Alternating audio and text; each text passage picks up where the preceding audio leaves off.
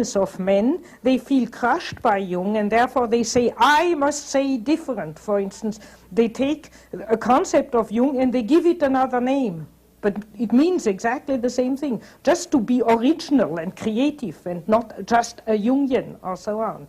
And that all shows that they haven't understood that it is a reality with which one is confronted.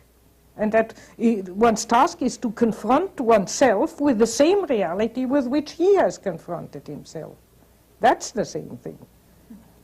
And then, if one does that oneself, and if one stays loyal to one's own work on oneself, one is constantly, by one's own shadow dreams, etc., reminded that one is not Jung, and hasn't gotten that far as he got. But the danger is inflation. You see it a bit, the same thing in St. Paul is always bordering inflation, because he saw Christ and he deduces a bit that he wouldn't say he is Christ, but you know, he has the great word now to tell. It's a very different fate than Jung had. I mean, to come after him. To come after Jung is a very different fate, and one has to fully realize and have the humility to also recognize this is an exceptional man. How, in my idea, he is of the size of Lao Tse or somebody like that. Very rare. That's a sort of man which is born every 2,000 years in history. And one cannot compare oneself with him. One has to try to learn from him what one can and know that there are enormous dimensions which we don't understand yet, which he understood. So one is really contained in him, in his work. I mean, it's in one way. inside of it. In one way, one is contained in him, inevitably. But in another way, not, because each time you realize it, something in yourself, in your own way, then it becomes yours.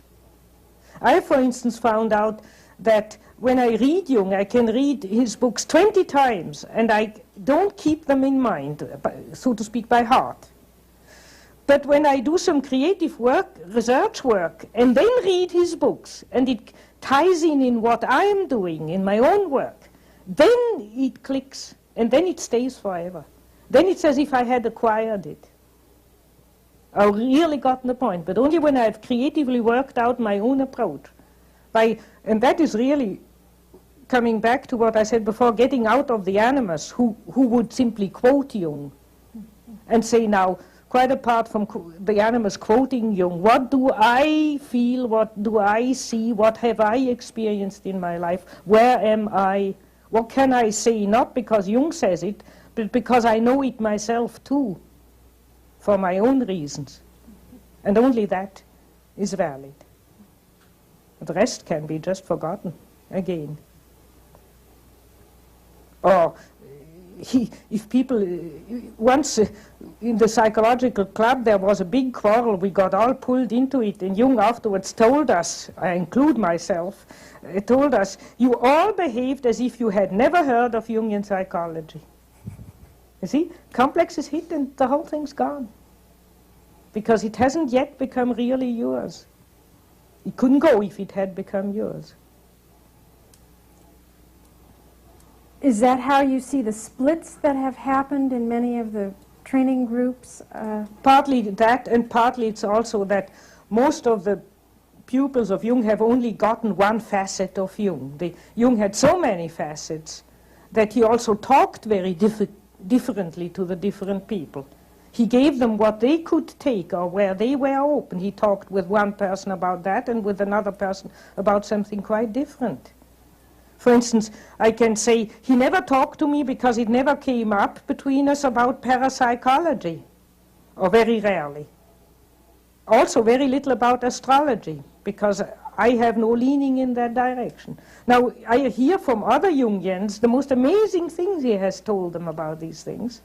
I have just missed out on that because I wasn't there when I worked with him.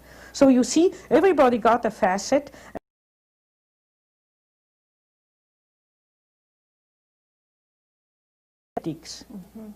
Instead of realizing that Jung had so many facets and that the Jung they understand isn't the whole Jung, it's their Jung. It's the facet they got. So the splits are 80% unnecessary. But the great splits really come, as Jung once said about certain groups, they have given up Jungian psychology and they have taken to prestige psychology.